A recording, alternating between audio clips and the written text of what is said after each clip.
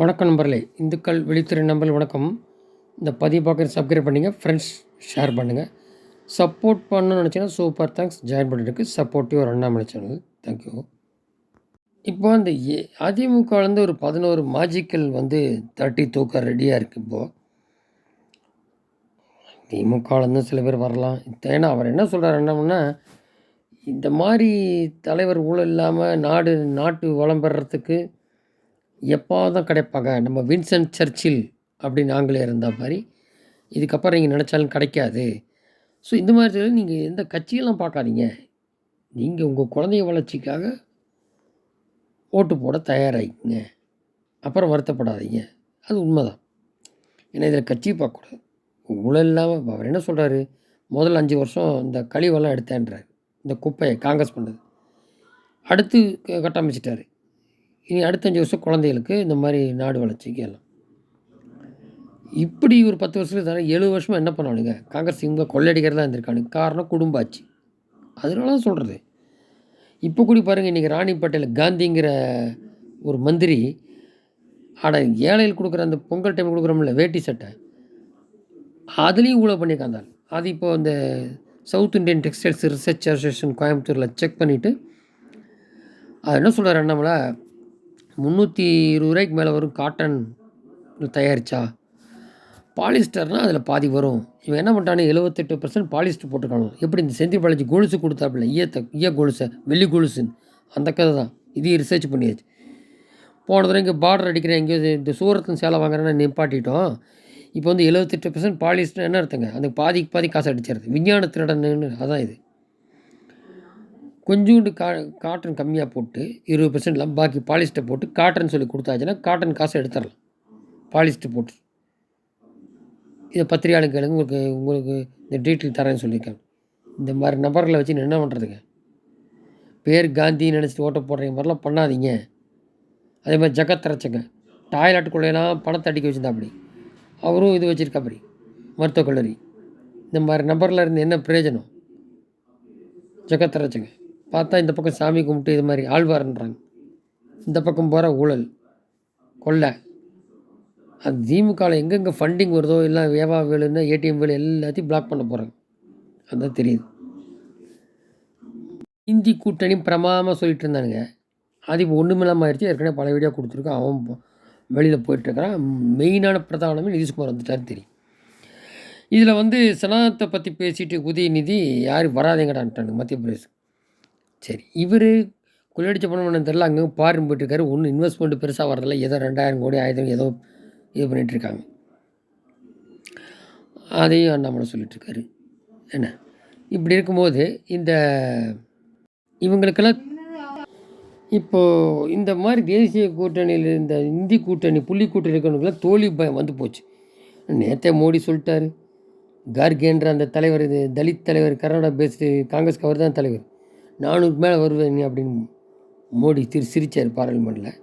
அப்புறம் கடைசியாக பேசும்போது தீர்மானத்தில், நீங்களே முடிவு பண்ணிட்டீங்க எதிர்கட்சியாக இருக்குது, எதிர்கட்சி கூட கிடைக்காது போல், வேணும் ஜனநாயகத்தில் எதிர்கட்சியான மாடத்தில் தான் போய் உட்காருங்க போல் தெரியுது பார்வையாளராக. நாங்கள் 370 கூட்டணியோட 400+ அப்படின்ட்டார். அதே மாதிரி என்னென்ன சொன்னாங்க வார்த்தைகள், நேரு, இந்திரா காந்தி எல்லாம் குறிப்பிட்டார். இப்போ இது ஒரு பக்கம் இருக்குது. ஒரு பக்கம் உதயநிதி பேசுது. இன்னொரு பக்கம் பார்த்தீங்கன்னா இன்றைக்கி டிஆர் பாலு. இதுக்கு முன்னாடி எம்ஜிஆரை சம்மந்தம் இல்லை, எம்ஜிஆரை கிராமத்தில் கூட இருக்காங்க ஆட்கள். அந்த எம்ஜிஆர் தான் இத்தனை கருணாநிதி கட்சிக்கு வர்றதுக்கு இவ்வளோ தூரம் வர்றதுக்கு காரணம். வேறு யார்கிட்ட கொடுத்தா இவங்கெல்லாம் யாருன்னே தெரிஞ்சிருக்காது. அண்ணாதுரை வரத்துக்கு எம்ஜிஆர் தான் காரணம். காங்கிரஸில் இல்லாட்டி திமுகன்ற கட்சியே வந்திருக்காது, ஆட்சிக்கு வந்திருக்காது. அது கட்சி எங்கேயோ ஓரமாக இருந்திருக்கும் ஆச்சுங்களா. இப்போ இந்த மாதிரி இருக்கும் நிலைமையில் இந்த ராஜா, டிஎம்கே ராஜா, அவர் ஏதோ வார்த்தை சொல்கிறாப்படி. அதுக்கு உடனே கொந்தளிக்கல அதிமுக. இன்னும் ஒரு வாரம் கழிச்சு கூட கொந்திப்பாங்கன்றது. அதை அப்போவே இது பண்ண வேண்டாமா? இதை ஏதாவது சொன்னால் எப்படி திமுக இது பண்ணுறாங்க தமிழ்நாடு முழுக்க? அது அவங்க நிலைப்பாடு. சரி விடு. ஸோ இப்போ அந்த மாதிரி இருக்கும்போது இப்போது இன்றைக்கி எல் முருகன் இருக்கார் இல்லையா, பிஜேபி ஒரு மந்திரி தான். அவர் டிஆர் பாலு பார்லிமெண்ட்லேயே இன் ஹவுஸ்குள்ளே ஏதோ கேள்வி கேட்கும்போது அவர் பேசும்போது அன்ஃபிட்டுங்கிறார். யார்? எல்முருகன் ஒரு சீனியராக இருந்த மந்திரியாக இருந்த எம்பி, திமுக எம்பி டிஆர் பாலு இன்னைக்கு சொல்கிறார், ஒரு தலித் லீடர் எல்முருகன் மந்திரியை. அதுக்கு அண்ணாமலையும் சொல்லிட்டார், இவங்கெல்லாம் ஏற்கனவே நான் குறிப்பிட்டது தான், இவங்கெல்லாம் வந்து தலித்து இவங்களுக்கு இருந்து எல்லாருக்கும் எகேன்ஸ்ட்டு தான், வாய் தான் பேசுவாங்க சமூக நீதின்னு. இன்னும் சமூக நீதி இருக்குது அப்படின்னு. இதை என்ன பண்ணணுன்னா திமுக பாணியில் முக போஸ்டர் அடித்து ஓட்டணும், பெரிய கூட்டம் போடணும், போட்டு தலித்தெல்லாம் கன்சல்டேட் ஆகும். அது டிஸ்ட்ரிக்ட் வைஸில் அது செஞ்சாங்கன்னா தான் அது எஃபெக்ட்னு நல்லாயிருக்கும். அது திருமணம் அங்கே இருந்தாலும் அடி வாங்கும். செய்வார்னு பார்ப்போம். இந்த மாதிரி போய்ட்டுருக்கு. எல்லாம் தோல்வி பயம் வந்துருச்சு, எல்லாம் பொறாமல் தோல்வி பயம் ஆச்சுங்களா. இன்னொன்று இருக்கும் கட்சிக்குள்ளேயே உலகம் எப்படியாவது ஸ்டாலின் அவங்களுக்குள்ளேயே போட்டி பொறாமையில் ஏதோ ஆனால் நமக்கு என்ன அப்படிங்கிற மாதிரி கூட இருக்கலாம். அது வெளியே தெரியாது. ஏன்னா அவங்களாம் அப்பா காலத்தில் இருந்தவங்க சீனியர்ஸ். நீ ஸ்டாலின் உதயநிதி வடம் பிடிக்கணும் அப்படின்னு கூட இருக்கலாம், என்ன வேணாலும் இருக்கலாம். இப்போ விஜய் கட்சி வந்தேன்னு பயப்படுறாங்க திமுகவில், ஏன்னா மைனாரிட்டி ஓட்டு போயிடுமே.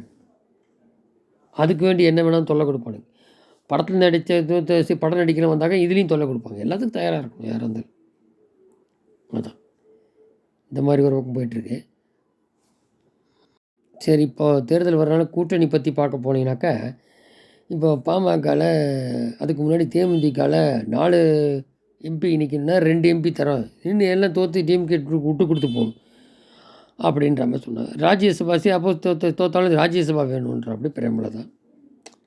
ஏன்னா ராஜ்யசபா இருந்தாக்கா அதை வச்சு லீட் பண்ணலாம்.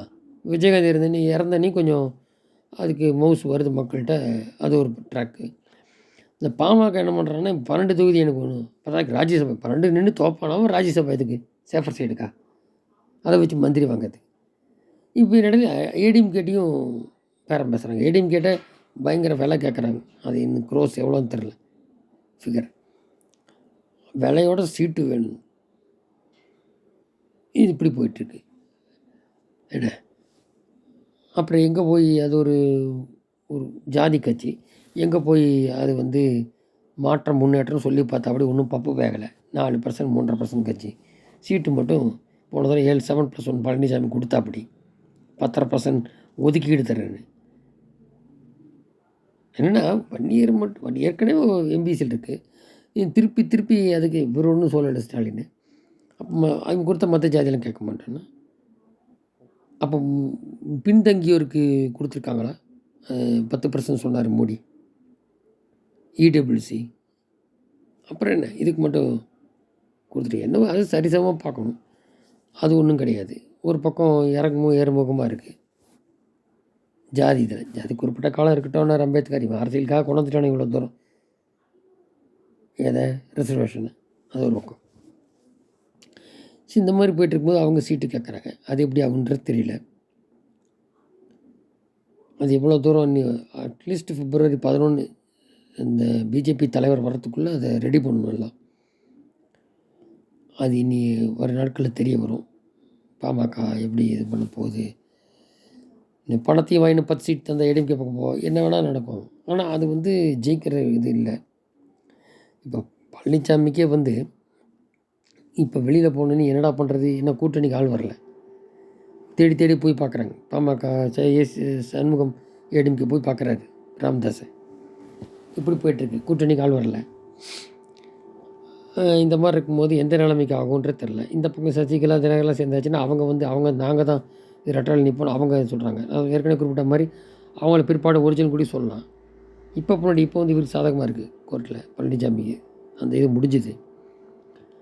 தனித்து விடப்பட்டால் நாளைக்கு அவங்க தான் சீட்டு வேணால் மாறும் களம். அது எப்படி ஒருங்கிணை போகிறாங்கன்றது தெரியல. ஸோ அது மாதிரி இருக்குது. இந்த பக்கம் பார்த்தீங்கன்னாக்கா இவங்க 2 பேர் இப்படி, அங்கே பார்த்தா 3 சீட் 4 சீட்டுங்கிறான் திமுகவில், காங்கிரஸை கழட்டி விடுங்கிறானுங்க. அது எப்படி ஃபார்ம் ஆகுன்றது தெரியல. ஸோ இப்போ அண்ணாமலைக்கு என்னென்னா நம்பர் 2 பொசிஷன் வந்துடணும். ஏன்னா இப்போ எதிர்கட்சியாக செயல்படுறாங்க இல்லையா, அவங்க வந்து எம்எல்ஏ இருக்குது.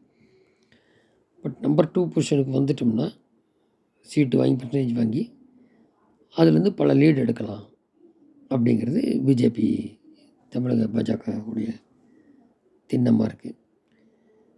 இதில் எடப்பாடி ரோல் தான் எப்படி ஆகுன்றது தெரியாது.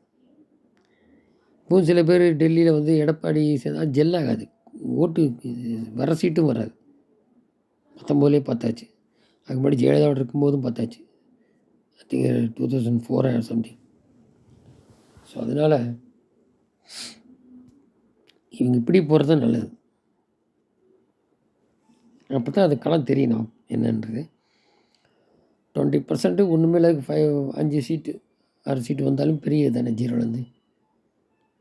அதுக்கப்புறம் பிஜேபி களமே மாற ஆரம்பிச்சிடும் வேறு மாதிரி.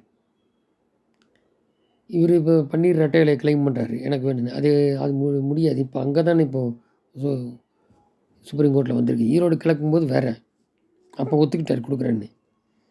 அப்புறம் சுப்ரீம் கோர்ட்டில் வந்து அது முடிஞ்சு இப்போது தற்சமயம் ஃபைனலைஸ் ஆகிற மாதிரி இருக்குது.